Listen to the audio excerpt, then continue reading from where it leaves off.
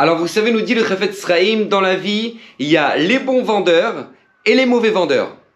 Alors, les bons vendeurs, ce sont ceux qui ont un produit complètement nul, d'accord, qui vaut vraiment pas grand-chose et de qualité vraiment très basse, et ils te font ressentir lorsqu'ils le vendent que si tu n'as pas acheté leur produit, tu as raté l'événement de l'année, d'accord, t'as raté l'achat qu'il faut pas manquer, vraiment, c'est un bon vendeur, d'accord, il a rien, mais il te fait ressentir qu'il a tout.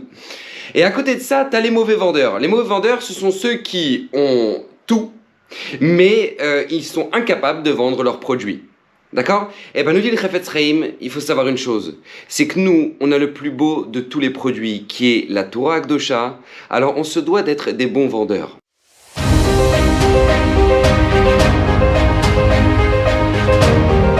Alors pour le Zera Shimshon de cette semaine, j'aimerais aborder avec vous un sujet absolument extraordinaire.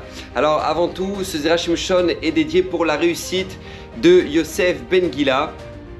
Et le Zera Shimshon s'arrête sur un verset que je pense que tout le monde connaît, d'accord, qui est Kile Kartov Natati Lachem Torati Al Ta'azuvu. Kile Kartov, donc a priori Akadosh Baruch Hu nous a donné un bon produit, qui est quoi? Ma Torah, nous dit Hachem. Kile Kartov Natati Lachem Torati Al Ta'azuvu, ne l'abandonnez pas. Et là, le Zera Shimshon s'interroge, dit mais non, je comprends pas. Comment se fait-il qu'a priori Akadosh Baruch Hu a besoin d'appeler sa Torah un produit? Si Hachem avait appelé sa Torah un trésor, une merveille, ok, là on aurait compris, mais là, non, c'est un bon produit. Pourquoi? Et nous dit Zera Shimshon au nom du Midrash que, vous savez, n'importe quelle personne qui a un bon produit, eh ben, c'est pas parce que maintenant il a forcément un bon produit qu'il est spécialiste dans tous les domaines. D'accord? Par exemple, je m'explique, un diamantaire, eh ben, il n'est pas forcément spécialiste dans l'or, et il n'est pas spécialement spécialiste dans le textile, et encore moins dans l'informatique. D'accord? Ça n'a rien à voir. C'est un domaine qui est bon dans son produit, dans son domaine, mais pas forcément dans les autres. D'accord? Et pareil, quelqu'un, je sais pas moi, il achète un terrain. Ce terrain-là, il faut qu'il connaisse la nature du terrain. Est-ce que c'est un terrain qui est bon pour faire planter des arbres qui vont donner des fruits, ou non, plutôt des récoltes, ou plutôt pour la construction? D'accord? Il a besoin de connaître la nature de son terrain, parce que c'est pas parce qu'il a un bon terrain que ça veut dire que son terrain est bon pour tout. Ok. Et bien là-dessus vient nous dire le Zera Shimshon que ce n'est pas du tout le cas de la Torah. Quand Kadosh Baruch Hu nous dit qu'il est Kartov Natati Lachem, je vous ai donné un bon produit. Torati Al Ta'azuvu, n'abandonnez pas la Torah pour quoi que ce soit d'autre. Vous savez pourquoi? Parce que dedans il y a tout. Parce que dedans il y a tout. Et ça c'est phénoménal. Je ne sais pas combien on en prend conscience, mais pour moi, à mes yeux, c'est probablement la plus belle preuve que notre Torah est la vérité. C'est que tu peux prendre une Gemara. D'accord? N'importe quelle Gemara du Shas, du Talmud. Tu la prends, tu l'étudies avec un enfant de 9 ans, il la comprendra la Gemara. Parce que tu peux lui expliquer, ça c'est la question, c'est la réponse, ça c'est l'objection, tu peux la structurer, il comprendra la Gemara sans aucun problème, il l'étudie déjà à l'âge de 9 ans. Et cette même Gemara, t'as le Gadol Hador, le grand de la génération, qui l'étudie lui aussi tous les jours. Cette même Gemara, ce même texte avec les mêmes mots. Les mêmes mots. Et cette même Gemara, le Gaon de Vilna, il l'étudiait. Et le Baal Shem Tov l'étudiait. Et cette même Gemara, Rashi Akadosh l'étudiait. Le Rambam l'étudiait. Le Ramban l'étudiait. C'est incroyable. Les mêmes textes, il n'a pas bougé. Je dis, mais c'est incroyable. Mais comment c'est possible? Je sais pas, c'est comme si vous prenez la théorie d'Einstein et vous dites, allez, mon fils, tu viens de faire tes 9 ans, hein? Viens, on fait la théorie d'Einstein ensemble. Mais il comprendra rien. Parce qu'il faut avoir des bagages en physique, en mathématiques. Il faut avoir des connaissances énormes pour pouvoir aborder la théorie d'Einstein. Là maintenant, eh ben, tu sais quoi? Eh ben, c'est pour des gens qui sont bien plus puissants qu'Einstein. Eh ben, ce texte-là, eh ben, ils l'ont analysé, ils l'ont étudié, ils l'ont expliqué, ils sont enrichis. Et un enfant de 9 ans, eh ben, va le faire. C'est incroyable, c'est divinement incroyable. C'est ça qu'Kadosh Baruch Hu nous dit, qu'il est Kartov Natati Lachem. Je vous ai donné un produit incroyable, Torati Al Ta'azuvu, parce que ça correspond à n'importe quelle personne. N'importe quelle personne trouvera sa part dedans et sa réponse dedans. C'est incroyable, pas chaud. Vous savez, une fois le Rav Pinkus, il monte dans un taxi et il voit le chauffeur de taxi qui prend son journal, comme ça, son quotidien, et il le jette sur le siège à côté de lui, et il dit, il y en a marre, toujours les mêmes choses. Toujours les mêmes choses. Et le Rav Pinkus le regarde, et lui dit, tu te rends compte un peu de ce que tu es en train de me dire? C'est-à-dire, tu es en train de lire un journal que les journalistes ils se sont cassés la tête pour justement ne pas écrire la même chose que la veille. Ils se sont cassés la tête pour que ce soit intéressant.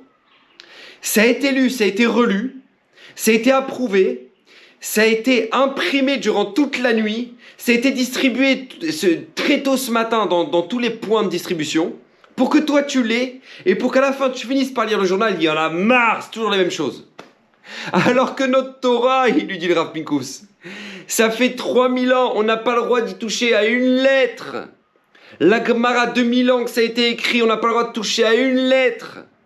Et toute personne qui l'étudie, elle se dit, mais c'est incroyable, mais combien c'est actuel, mais c'est incroyable, ça vient répondre exactement à la question que j'avais, ah mais c'est incroyable, mais quelle sagesse, c'est hors du commun. Et les personnes, et toute personne, peu importe leur niveau, l'approche du Talmud ou du Chumash, ou peu importe, il dit, mais c'est phénoménal. Et c'est exactement ce que nous dit le Tana dans Pirkei Avot, Ben Bag Omer. Afarba va afarba des koulaba. Approfondis dans ta Torah, enrichis-toi de ta Torah, parce que tout est dedans. Tout est dedans.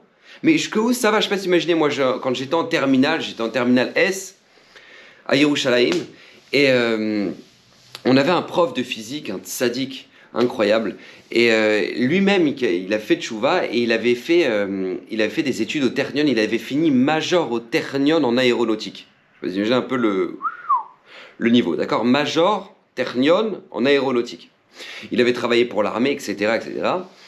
Et lui, quand il avait entendu que je commençais à faire tchouva, il voyait de toute façon dans la classe que je commençais à faire tchouva et que je commençais à passer quelques shabbatot dans les yeshivot ici à Bnei Brak, il m'a dit, regarde Shimon, je te demande un service. Il y a un très grand rav à Bnei Brak qui s'appelle Raphaël Kanievski. Maintenant, il a écrit un livre sur l'astronomie qui se trouve que chez lui. Il ne vend que chez lui, il ne vend pas autre part. Est-ce que ça ne te dérange pas si tu vas à Bnei Brak, tu passes chez lui et tu m'achètes son livre sur l'astronomie? Maintenant, je ne sais pas si vous imaginez, lui, il est major au Ternion en aéronautique. C'est-à-dire, c'est une tronche en physique, mais atomique. Et lui, il voulait lire le livre que Raphaël Kanievski a écrit sur l'astronomie. Alors que Raphaël Kanievski, je tiens à vous rappeler, il n'a pas fait le Ternion du tout. D'accord?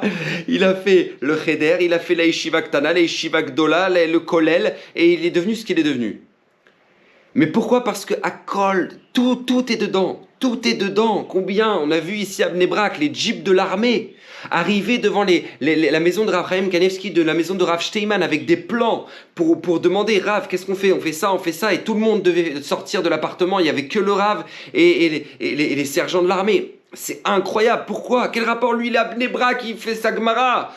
Pourquoi tu vas le voir lui? Parce que des coups là-bas. Tout est dedans, nous dit le Ben Bag.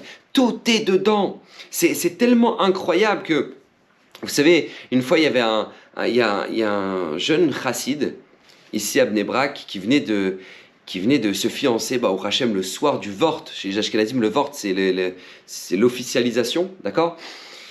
Et le soir, juste après le Vort, au Hachem, tout le monde était très très content. Il va pour rentrer chez lui, dans la rue, il s'écroule par terre.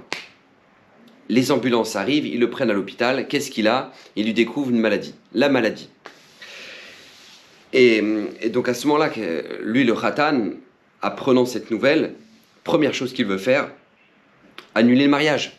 Annuler le mariage. Pourquoi moi, cette jeune fille-là, je vais me marier avec elle. Elle a toute la vie devant elle. Elle peut se marier avec quelqu'un d'autre. Moi, je vais commencer sa vie en lui pourrissant la vie, en étant malade.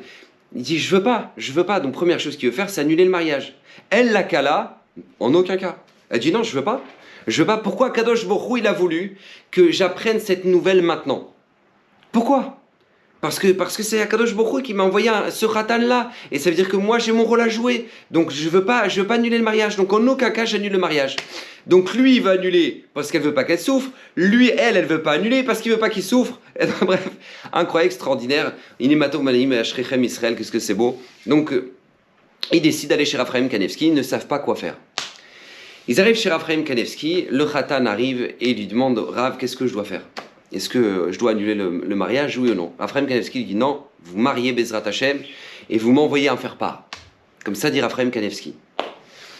Écoutez bien, cette histoire, je la tiens de Rav Eliaou Man, qui est une des Chavrutot de Raphaël Kanevski. D'accord? C'est pas une histoire inventée, d'accord? C'est lui-même qui raconte. Pourquoi? Parce que Rav Eliaou Man était là-bas à cet instant-là, et Raphaël Kanevski lui dit à Rav Man, il lui dit, tu gardes l'adresse et tu retiens cette date, parce que je vais être au Khatouna, je vais être au mariage. Comme ça, il me dit Raphaël Kanevski. Bon, le mois avance et les examens s'empirent. C'est-à-dire, non seulement ils ont la maladie, mais en plus, c'est des conséquences encore plus graves. C'est ça, bref. Et donc, le Khatan retourne chez Raphaël Kanevski avec les faire-part dans une main et les résultats dans l'autre main. Et Raphaël Kanevski lui a dit, je t'ai dit, Bezrat Hashem, tu vas te marier, t'inquiète pas, tu vas guérir. Top, Baruch Hashem, magnifique. Donc, il ressort de chez Raphaël Kanevski, et il y a déjà dans la boîte à lettres, là-bas, il envoie tous les faire-part. Et Baruch Hashem passe quelques mois et le Khatan finit par guérir Odul Hashem Kitov.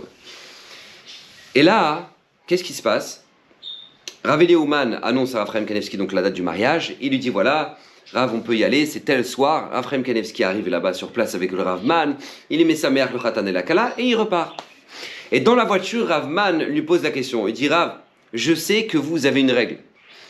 Vous ne dites jamais quelque chose si jamais maintenant il n'y a pas une preuve dans Chazal, dans ce que les Chachamim nous ont enseigné. Alors, d'où vous avez tiré une leçon pareille? Comment vous avez déduit que maintenant ce Khatan allait guérir et que, voilà, Baruch Hashem, il est sous la choupa à l'heure d'aujourd'hui? Comment vous avez fait? D'où ça vient? Et là, Raphaël Kanevski lui dit, c'est un midrash. C'est un midrash, ni plus ni moins. Alors, Rabban dit, ah bon? Il dit, oui, il y a un midrash qui nous raconte que Alexandre le Grand avait entendu parler d'un roi qui s'appelait le roi de Casca. Comme ça nous dit le Midrash. Le roi de Casca était connu, était réputé pour la droiture de ses jugements. Bon. Et donc, Alexandre le Grand, il a voulu faire l'expérience, il a voulu aller voir comment, de quelle manière il avait l'habitude de juger, justement. Donc, on annonce au roi de Casca qu'Alexandre le Grand vient droit sur sa royauté. Et là, il commence à aller en panique. Il dit, ouais, si Alexandre le Grand il débarque, ça veut dire qu'il veut faire une conquête, ça veut dire qu'il veut raser mon pays. Donc, il envoie des cadeaux en avant vers Alexandre pour lui dire, regarde, moi je veux la paix, il n'y a aucun souci, viens, on s'embrouille pas, viens, on fait pas de guerre. Alexandre le Grand lui dit, non, je veux juste apprendre de toi. Bon. Donc, il arrive sur place. Et là, qu'est-ce qui se passe? Ce jour même, il n'y avait pas de jugement devant le roi. Donc il dit, voilà, mon roi Alexandre, si ça ne vous dérange pas, demain, c'est probablement qu'il y aura un jugement. Donc ils attendent jusqu'au lendemain. Et le lendemain, il y a un fermier qui débarque. Un fermier qui débarque. Quel est le problème de ce fermier-là? C'est qu'il vient d'acheter un nouveau terrain. Donc il a acheté un nouveau terrain. Et là, au moment où il commence à labourer, pac, il tape dans une boîte. Et cette boîte, c'était un trésor. Et donc, il vient d'acheter le terrain, première fois qu'il laboure, et il tape dans un trésor. Donc, il dit, waouh, incroyable. Donc, il ouvre le trésor, il voit des pièces d'or et tout. Il dit, waouh, c'est trop beau. Mais lui, il se sent mal, ce fermier. Pourquoi? Parce qu'il dit, ça me revient pas. Je viens d'acheter le terrain. Première fois que je laboure, je tape dedans. C'est pas beau. C'est-à-dire, ça revient à celui qui était avant moi. C'est lui qui, durant toutes ces années, il a fait ressortir, à force de labourer, il a fait ressortir le trésor. C'est à lui que ça revient, c'est pas à moi, c'est pas joli que maintenant moi je lui prenne. La vérité, il faut que je lui rende. Donc il veut rendre au fermier qui était l'ancien propriétaire du terrain. Et l'ancien propriétaire, lui, il dit non, ça me revient pas. Si moi, pendant toutes ces années, eh ben, j'ai jamais trouvé ce trésor, ça veut dire que ça me revenait pas. Si maintenant toi tu l'as trouvé, eh ben c'est à toi, ça faisait partie de la vente du terrain. Donc les deux fermiers débarquent vers voir le roi de Casca pour lui poser la question, qu'est-ce qu'on fait? Moi je veux donner le trésor à lui, moi je veux donner le trésor à l'autre. Alors le roi de Casca les regarde et leur dit, mais dites-moi, vous avez des enfants? Alors les fermiers disent, oui. Il dit, moi j'ai un garçon, il a 20 ans. Et l'autre fermier dit, bah moi j'ai une fille, elle a 19 ans. Et il dit, bah, le roi de Casca dit, bah très bien, mariez-les ensemble et donnez-leur le trésor. Comme ça, vous deux, vous en profitez. Mariez-les ensemble. Et comme ça, ils profitent du trésor. Comme ça, se finit la scène. Et Alexandre le Grand est témoin à ce qui se passe. Et là, Alexandre le Grand regarde le roi et lui dit, attends, j'ai pas compris. C'est comme ça que tu fais tes jugements, toi? Il dit, bah oui. Pourquoi? Il dit non, t'as eu de la chance, quoi. C'est-à-dire, t'as eu de la chance qu'eux, ils ont des enfants, et donc, du coup, ils ont pu se marier. Hein. Alors, roi de Cascais, il dit à Alexandre le Grand, il dit oui, d'accord, mais toi, t'aurais fait quoi? Il dit moi, qu'est-ce que j'aurais fait? Bah, j'aurais coupé la tête au premier, coupé la tête au deuxième, je les aurais enterrés dans le terrain et j'aurais pris le trésor. Comme ça nous dit le Midrash. Bref, le Midrash il continue, mais ça ne nous intéresse pas. Abraham Kaneski nous dit, qu'est-ce qu'on apprend de ce Midrash? De ce Midrash, on apprend quelque chose d'extraordinaire. Que quand il y a une personne qui ne pense qu'à l'autre et l'autre qui pense qu'à l'autre, comme ces deux fermiers qui pensent qu'à donner le trésor à l'autre, ils ne veulent pas le garder pour lui, alors de là naît un mariage. De là naît un mariage, comme ça nous dit le Midrash. Et bien quand j'ai vu ce Ratan qui était malade, venir me voir et vouloir annuler le mariage. Pourquoi? Parce qu'il ne voulait pas que sa fiancée souffre. Et elle, la fiancée, qui ne veut pas annuler le mariage parce qu'elle ne veut pas que son fiancé souffre. Puisque chacun pense à l'autre, alors c'est sûr, de là naîtra un mariage. De là naîtra un mariage. Et bah, au Hachem, de là est né ce mariage-là. Regardez la chokhma des tzadikim. Dans tous les domaines, sur des questions que personne ne pourrait répondre. À qui tu veux poser la question, tu peux engager un mariage alors que la personne est malade. À qui tu peux poser une question pareille? À Kol Ba, tout se trouve dans notre Torah. Des coups là-bas, tout se trouve dedans. D'une phrase qui est dite de cette manière-là, ou d'une virgule qui est placée à cet instant-là, eh ben, tu peux déduire des enseignements fondamentaux pour le Shalom Bayit, fondamentaux pour l'éducation de nos enfants. C'est tellement incroyable, quelle richesse on a eu la chance de recevoir. C'est ça que Kadosh Baruch Hu nous dit. Qu'il est kartov natati lachem torati alta azovo. Vous avez reçu un cadeau qui est tellement un produit tellement extraordinaire. Ne l'abandonnez pas. Soyez des bons vendeurs parce que vous avez le plus beau de tous les produits. Profitez-en et faites-en profiter les autres autour de vous. Tel est le message du Zera Shimshon de cette semaine, Bezrat Hashem. Que le mérite du Zera Shimshon vous protège. On vous donne la bracha, le shefa, la tzlacha, cette Torah tellement extraordinaire qui nous fait profiter. Et que Bezrat Hashem, son mérite, vous protège. Lui-même qui a dit que tout celui qui l'étudiera régulièrement méritera d'une multitude de bénédictions. Voilà, vous en avez pas mal sur la chaîne. Alors allez-y, partagez-les. N'hésitez pas à commenter. N'hésitez pas, Baruch Hashem, ça ne fera que enrichir. Qu'Hashem bénisse, bracha ve'atzlacha. Et que Bezrat Hashem, ces paroles de Torah soient pour la réussite de Yosef Ben Gila. Bracha ve'atzlacha.